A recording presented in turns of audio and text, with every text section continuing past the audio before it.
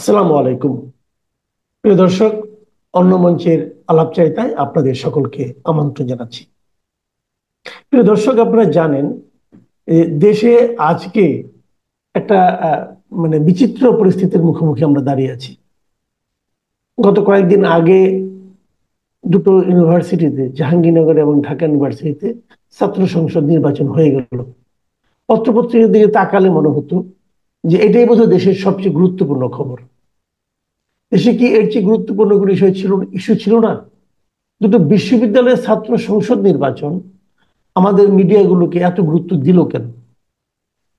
অথবা এটা কি আমাদের জাতীয় রাজনীতিকে খুব বেশি প্রভাবিত করছে অথবা করতে পারে?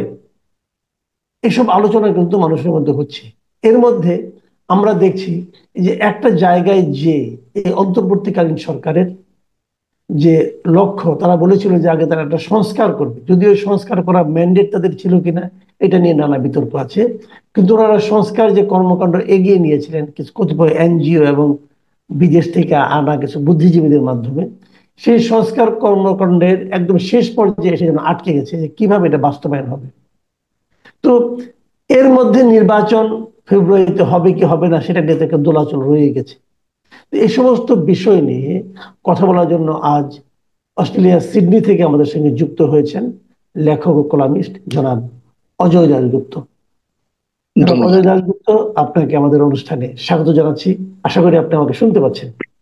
ধন্যবাদ এবং হ্যাঁ, আপনার আপনার এই অনুষ্ঠানের দর্শক শ্রোতাদের আমার ভালোবাসা। আমরা প্রথমেই বিশ্ববিদ্যালয়ের যে ছাত্র সংসদের নির্বাচন, এটা নিয়ে একটা কথা বলতে চাই। দুটো নির্বাচন তো আমরা পেয়ে গেলাম, ডাকসু এবং জাকসু। তো আমি সুনির্দিষ্ট করে প্রশ্ন করছি না আপাতত, আপনি ওভারঅল এই দুটো নির্বাচনকে আপনি কিভাবে দেখছেন, রেজাল্টকে? দেখেন, আপনি শুরুতে ওই মুখবন্ধে একটা কথা বলছিলেন যেটা কতটা ইম্পর্টেন্ট, এটা জাতীয় নির্বাচনের মতো ইম্পর্টেন্ট কিনা, কিংবা সেরকম ইম্পর্টেন্স কেন দেয়া হচ্ছে। আমি কিন্তু মনে করি যে এটা অত্যন্ত গুরুত্বপূর্ণ একটা নির্বাচন, অত্যন্ত গুরুত্বপূর্ণ।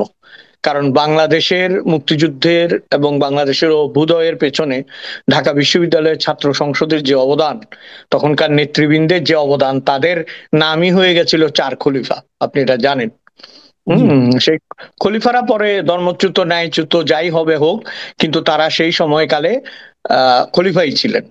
এবং তারও আগে আপনি যদি বলেন যে ঢাকা বিশ্ববিদ্যালয়ে আপনার মতিয়া চৌধুরী, কিংবা ঢাকা বিশ্ববিদ্যালয়ে ভিপি মানেই তোফায়েল আহমেদ, এই যে একটা ইমেজ, এবং আপনার আহ আমি বলবো যে যে আগ্নেয় ইমেজ এবং তেজি ইমেজ, এবং ইমেজগুলো হচ্ছে কি বাংলাদেশকে বাংলাদেশ বানানোর ইমেজ, সেই ইমেজের দৃষ্টিকোণ থেকে ডাকসু নির্বাচনটা আমি মনে করি অত্যন্ত গুরুত্বপূর্ণ। এবং আপনার নিশ্চয়ই মনে আছে যে স্বাধীনতার পরের যে নির্বাচনটি, সেটিও ছাত্রলীগের হাতছাড়া হয়ে গেছিল।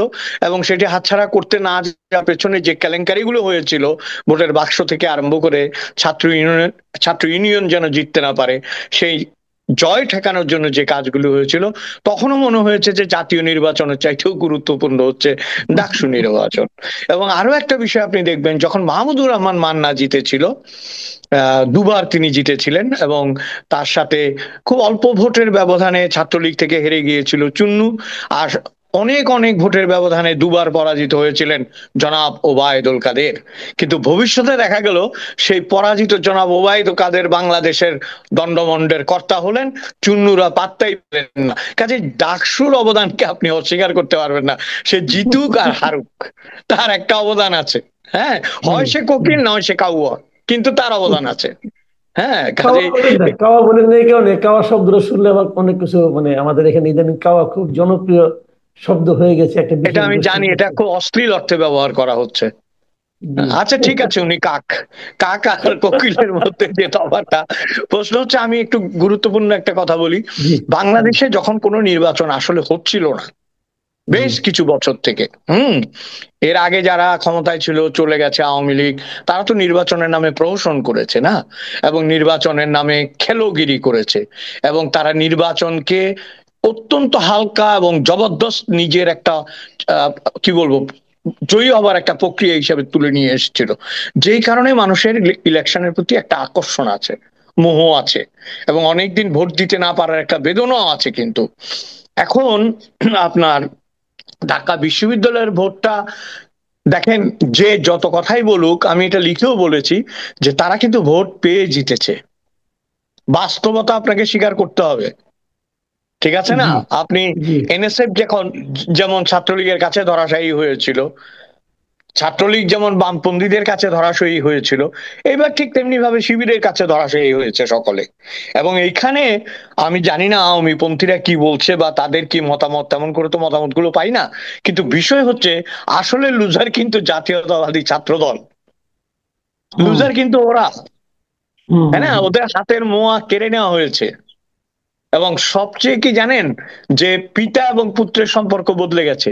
আগে পিতা ছিল জাতীয়তাবাদী দল, জামাত ছিল পুত্র, এখন পুত্র হুম হয়ে হুম গেছে হুম। পিতা, এটা হয়ে গেছে স্টেপ সান, বুঝছেন? এটা কিন্তু আপন সন্তান হতে পারছে না এখন, এখন এটা সৎ সন্তান হয়ে গেছে।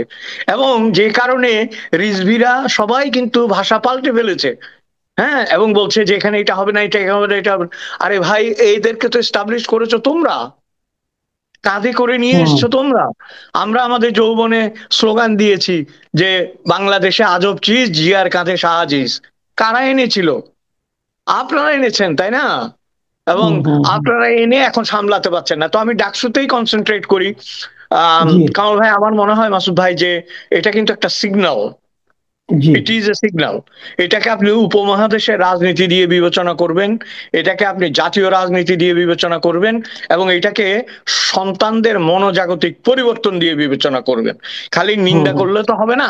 ধরেন ওদের, আমার যেটা মনে হয়েছে, ওদের চোখের সামনে যে ছাত্রলীগের যে নেতাগুলো ছিল যারা বুলিং করত এবং যারা হলে নিয়ে এসে অত্যাচার করত, সেই জায়গা থেকে তো ওরা জাতীয়তাবাদের কাছে ফিরতে চায়নি।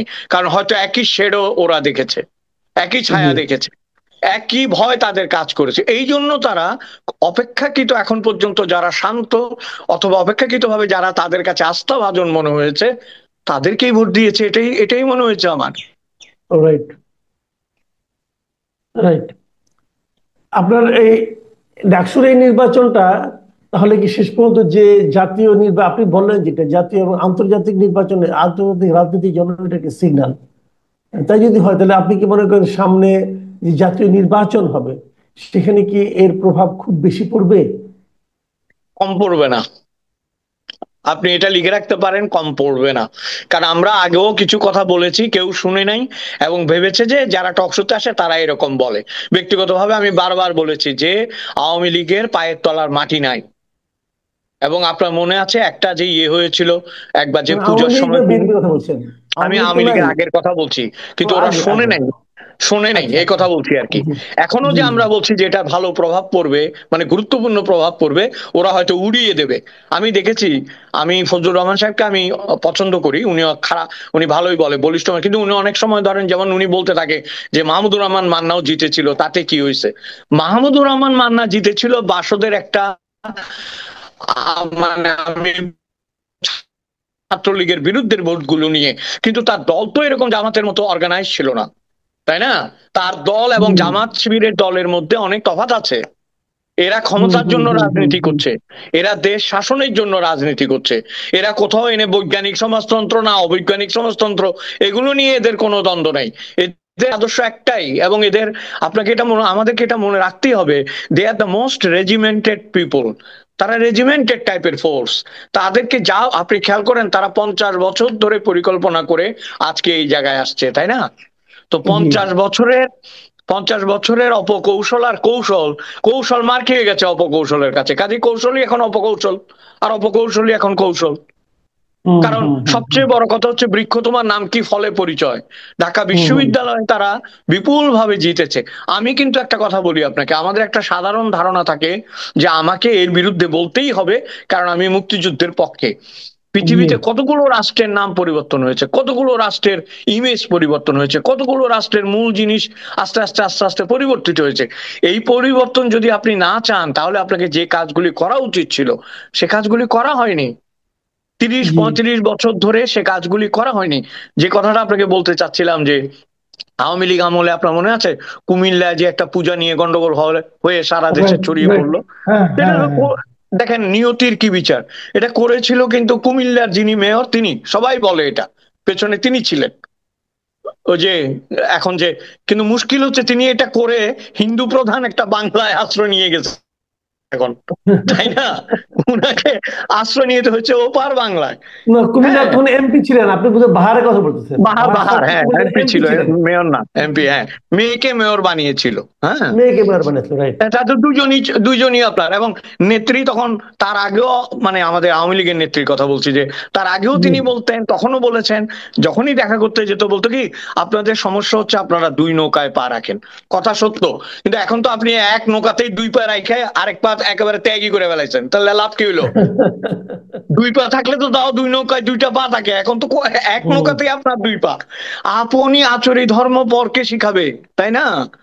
জি আগে জি আপনি জি। আমি, আমার কথা শুনতে খারাপ লাগতে পারে, কিন্তু এই কারণগুলো হচ্ছে পতনের কারণ, শিবিরের উঠে আসার কারণ। শিবির যে সাধারণ, আপনি খেয়াল করেন, আপনি বোধহয় আমাকে টেক্সট করেছিলেন যে মহিলাদের হলে কিন্তু তারা অনেকগুলো ভোট রাইট। পেয়েছে এবং জিতেছে। হুম। এবং সবচেয়ে আশ্চর্য বিষয় হচ্ছে জগন্নাথ হলেও ভোট পেয়েছে। না, জগন্নাথ হলে খুব একটা ভোট পায়নি, জগন্নাথ হলে তারা খুবই 10টা কম ভোট পেলেও পেয়েছে। পেয়েছে তো, 10টা হ্যাঁ, পেলেও পেয়েছে কিন্তু। 10টা হ্যাঁ। হ্যাঁ, আপনি কি মনে হ্যাঁ। করেন যে কোন শিবিরের হলে আওয়ামী লীগ একটা ভোটও পাবে? হুম কিন্তু হুম, এরা তা পেয়েছে, বটে। এরা হুম পেয়েছে, hmm so hmm. That the change is happening somewhere, change right. Is happening. আপনারা কেন বুঝতে পারেন? আপনারা রাজনীতিবিদ, আপনারা দেশ চালাতেন, আপনারা খালি ভাতের হোটেল দিয়ে, কি নাম জানি, হারুনের ভাতের হোটেল দিয়ে কি দেশ চালানো যায়? রাজনীতি হুম। কন্ট্রোল করা যায়? আজকে ছাত্রলীগ যে আসতে পারছে না, দাঁড়াতে পারছে না, শিবিরের যে উত্থান, এর পেছনে তো দুইটা দল দায়ী, একটা হচ্ছে আওয়ামী লীগ, একটা হচ্ছে বিএনপি। কেউই তাদের ছাত্রদেরকে নিয়ে রাজনীতি করতে পারেনি। তাহলে কি বলবেন আচ্ছা, আপনি? আরেকটা কথা, আমার আমার কেন যেন, আপনার কি মনে হয় এটা, যে আমি যদি যেহেতু এখানে আমরা ডাকসুনি নির্বাচন নিয়ে বলছি, যেহেতু শিবিরের উত্থান হলো, তা আপনার কি মনে হয় যে শিবিরের যে রাজনীতি, যেটা আমরা দেখেছি, আপনিও দেখেছেন আপনার এই ছাত্র জীবনে, শিবিরের যে রাজনীতি, সেই রাজনীতির চরিত্র কিছুটা পাল্টে গেছে? তারা এখন যেন অনেকটা ধর্মভিত্তিক কিছু এবং ওয়েলফেয়ার পলিটিক্স করার চেষ্টা করতেছে, এরকম কি আপনার মনে হয়েছে? দেখেন, আমি মনে করি কি, আমি আপনাকে শুরুতে একটা কথা বলছিলাম যে উপমহাদেশের রাজনীতির একটা প্রভাব আছে, তাই না?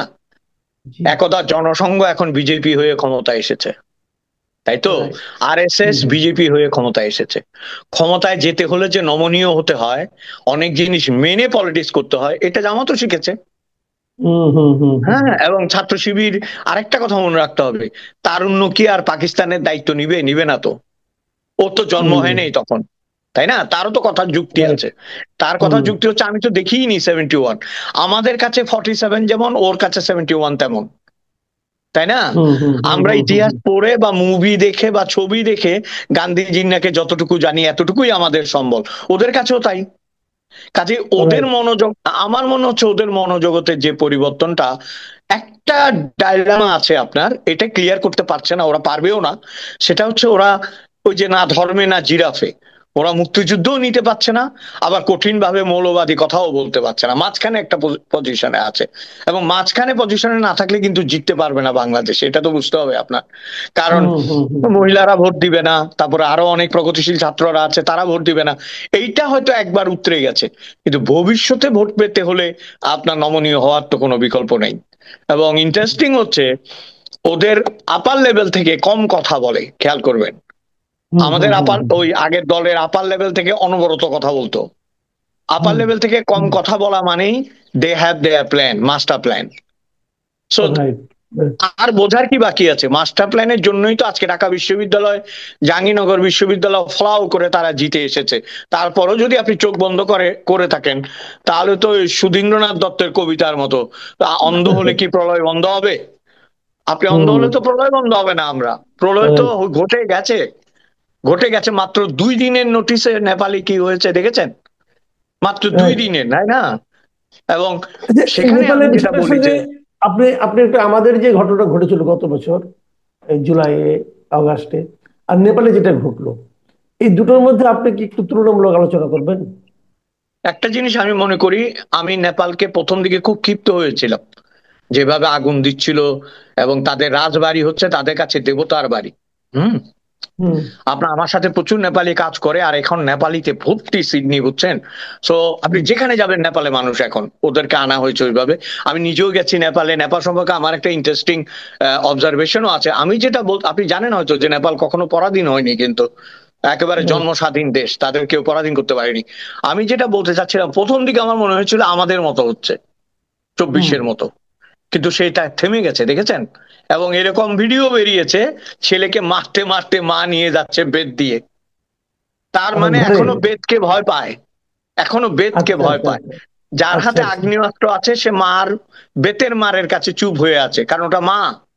আমাদের এই হুম লজ্জাবোধটা ভেঙে গেছে। হ্যাঁ, আপনার হুম এই যে বীর বিক্রম সাহাদেব যে রাজা, তার রাজার প্রাসাদের সামনে থেকে মা মারতে মারতে নিয়ে যাচ্ছে। It's a very common video, সবাই দেখেছে এটা। শুধু তাই নয়, যারা নেপালি আছে তাদের সাথে আমি কথা বলেছি, এবং যে অবজারভেশন যেগুলি পড়া, মানে ওদের মিডিয়া, ইন্টারন্যাশনাল মিডিয়া থেকে আমার যেটা মনে হয়েছে, they came back to their own way. তারা কিন্তু তাদের হুম আসল জায়গায় ফিরে এসছে। এবং তারা কি বলেছে, যারা লুটেরা, যারা জচ্চোর, যারা ক্ষমতাকে অপব্যবহার করছে, কেবল তাদেরই আমরা শাস্তি দিয়েছি। সেইটা করতে গিয়ে যদি কোথাও বাড়াবাড়ি হয়, সেটার জন্য মাপ চেয়েছে। দেখেন, হুম, এই যে হুম মাপ চেয়েছে। এবং সুশীলা কার্কি, আমি হয়তো আপনি জানেন যে তিনি তো বিচারপতি ছিলেন, প্রধান বিচারপতি, হ্যাঁ। হুম এবং হুম এই মহিলাকে দেখেই আপনি বুঝবেন, কি বলে এটাকে, সিম্পল লিভিং হাই থিঙ্কিং, এই জগতের মহিলা। হুম বইও লিখেছে হুম উনি হুম। অনেকগুলো। এই সিম্পল লিভিং হাই থিঙ্কিং একজনকে চয়েস করাই তো একটা মারাত্মক ব্যাপার, তাই না? এবং আরেকটা জিনিস দেখেন, রিফিউজ করেছে ওদের মেয়র বলেন্দ্র শাহ, যিনি, হ্যাঁ, বলেন্দ্র শাহ হচ্ছে আপনার, বলেন্দ্র মানে হচ্ছে বলে যিনি ইন্দ্র, এরকম রাইট। শক্তিশালী।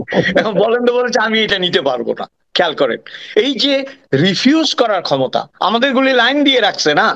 আমাদের যিনি সাংস্কৃতিক এবং তথ্য উপদেষ্টা, তিনি কিন্তু তার কয়েকদিন আগে স্ট্যাটাসে বলছে আমার এখন টাইম হয়ে গেছে, আমাকে নিতে হবে, বলছিল না যে টাইম হয়ে গেছে, কিন্তু আমার টাইম হয়ে গেছে। That's how they approach. আর এরা বলেছে আমরা নিতে পারবো না। আমার কাছে গুণগত যেটা পার্থক্য মনে হয়েছে, যে ওইটা একটা ক্ষোভ এবং বিক্ষোভের বহিঃপ্রকাশ, ওইটার সাথে কোনো রাজনৈতিক দলের সংযুক্তি ছিল না, নেপালেরটা বলছি। এবং নেপালের জি। সাথে আপনার দেশপ্রেমের একটা সম্পর্ক ছিল। আমাদের এখানে হাফ দেশপ্রেম, হাফ আওয়ামী বিরোধিতা, হাফ ভারত বিরোধিতা, হাফ পাকিস্তান প্রীতি, হাফ আপনার আমেরিকা, সব মিলে একটা ককটেল। তো ককটেলের সাথে তো আর শরবতের তুলনা হবে না, তাই না? আমরা আলোচনা শেষ পর্যায়ে চলে এসেছি। যে জি। আলোচনাটা করতে চাই সেটা হলো যে এই যে এর এতদূর পরেও কিন্তু দেখেন সংস্কার নিয়ে আলোচনা হচ্ছে, সংস্কার কিভাবে, প্রস্তাবগুলি কিভাবে বাস্তবায়ন করা হবে সেটা নিয়ে এক ধরনের বিরোধ তৈরি হচ্ছে। কেউ বলছে গণভোট দাও, কেউ বলে প্রেসিডেন্টের অর্ডিন্যান্স, কেউ বলছে যে না একটা গণপরিষদ নির্বাচন করতে হবে, কেউ বলছে না নির্বাচিত সরকার দেখবে। এই আলোচনা হচ্ছে। তো এই আলোচনাগুলি কখন শেষ হবে, কিভাবে শেষ হবে আমরা জানি না। কিন্তু প্রশ্ন হচ্ছে, মানুষের মনে প্রশ্ন একটা আসছে, সেটা হলো যে তাহলে কি নির্বাচন ফেব্রুয়ারিতে হবে কিনা। এই যে ফেব্রুয়ারিতে নির্বাচন হওয়া নিয়ে যে মানুষের মধ্যে এক ধরনের সংশয়, তো এটা আপনি নিজেও ফিল করেন কিনা? নির্বাচন হবে কিনা এটা একটা বিরাট প্রশ্ন, কিন্তু এটা নিয়ে সংশয় থাকা খুবই স্বাভাবিক। কারণ ইতিমধ্যে কথা হয়েছে যে আগে স্থানীয় নির্বাচন হতে হবে, খেয়াল করছেন না? হ্যাঁ, হুম। আগে স্থানীয় ওইটা নির্বাচনের একটা ওইটা কথা। ওইটা ওইটা এখন আর নাই, ওই দাবিটা এখন আচ্ছা আপনার ঠিক বিষয়টা আছে, নিলাম নাই। তারপর সংস্কারগুলি কবে শেষ হবে কেউ জানে না। হ্যাঁ, এবং কি যে হুম, সংস্কার এটাই তো বোঝা যাচ্ছে না। প্রথম দিকে তো খুব হম্বিতম্বি করলো যে এটা হবে ওইটা হবে, হুম। আমরা তো ভাবছি দেশ টেশের নামও বদলাই দিবে। পরে দেখা গেল যে আপনার সব সময় হয় পর্বতের মুশিক প্রসব, আর না হলে যত গর্জে তত বর্ষে না। আমার মনে হয় কি জানেন, এখন কোন রকমে একটা কম্পাইলেশন করে, জাস্ট জি। জুলাইকে হাইলাইট করে, কোন রকমে একটা কম্পাইল করে বলবে যে এটাই সংস্কার, মানে আওয়ামী লীগের বিরুদ্ধে এই কাণ্ড হবে, বাংলাদেশ জাতীয়তাবাদী দলের ক্ষমতা কি করে রোধ করা যায় এগুলির একটা ব্যবস্থা হবে, ব্যবস্থা হয়ে বলবে যে এটাই সংস্কার, এবং এটা নিয়ে আরেকটা গন্ডগোল শুরু হবে। আরেকটা কথা আমি এখানে বলতে চাই, আমি জানি না এটা অ্যাপ্রোপ্রিয়েট কিনা, দেশে বিদেশে ওরা যেভাবে আক্রান্ত হচ্ছে, আমি অবশ্য ধরেন জি যে কোনো ধরনের মব, সেটা দেশেই হোক বিদেশেই হোক, আমি এটা পছন্দ করি না, আমার ব্যক্তিগত জি মত। কিন্তু যেভাবে জি। হচ্ছে, তাতে তো সিকিউরিটির ভয়েও নির্বাচন দিতে চাইবে না। হুম দেশে বিদেশে যেভাবে এটা হচ্ছে এবং যে স্প্রেড করছে এটা, ইনফ্যাক্ট অল কান্ট্রিজ, এবং এটা ওরাই দায়ী, ওরাই তৈরি করেছে পরিবেশটা। তো এটা হুম এখন ধরেন আমরা পছন্দ করি না করি, আমাদের কথা তো আর ওরা শুনবে না, ওরা আক্রমণ করে ফেলেছে হুম। না। জি সভ্য দেশ, জি জি। সভ্য দেশে ওরা আক্রমণ করছে, আর আমাদের গ্রামগঞ্জে যেখানে মানুষ অসহায়, সেখানে এরা আক্রমণ করছে, এই তো। তো হুম হুম হুম এই এই যে একটা দ্বন্দ্ব এবং যুদ্ধ, এই যুদ্ধে আপনি মনে করেন যে কোনো পক্ষ নির্বাচনে যাবে? এক পক্ষ যেতে চাইলেও পারবে না, আরেক পক্ষ নিরাপত্তার ভয়ও দিতে পারবে না। এখন সবচেয়ে হুম বড় কথা হচ্ছে যে আমরা অত্যন্ত সুচতুর এবং অত্যন্ত প্রগল্ভ, আপনার বকওয়াস লোকদেরকে হারিয়ে এমন একজন শিক্ষিত লোক পেয়েছি, যিনি সাত কথায়ও কোনো রা করেন না। বুঝছেন না? আপনাকে একটা ছোট্ট গল্প দিয়ে শেষ করি। ওই জি বর কনে দেখতে গেছে, বুঝছেন? বলছে কনে জি অনেক ভালো। বলে কিরকম ভালো? বলে সাত চড়েও রা করে না। বলে বাহ, হ্যাঁ লক্ষ্মী মেয়ে, লক্ষ্মী মেয়ে। তো বর বলে যে বর তো এই মেয়ের বিয়ে করার জন্য এক পায়ে খাড়া। পরে দেখা গেল জি বর হইলো ল্যাংড়া, খোড়া, আর মাইয়া হইলো বোবা। বুঝছেন? তো উনি তো রাই করে না, আমরা বুঝবো কি করে? জি, অনেক ধন্যবাদ, অনেক ধন্যবাদ জনাব অজয় দাশগুপ্ত।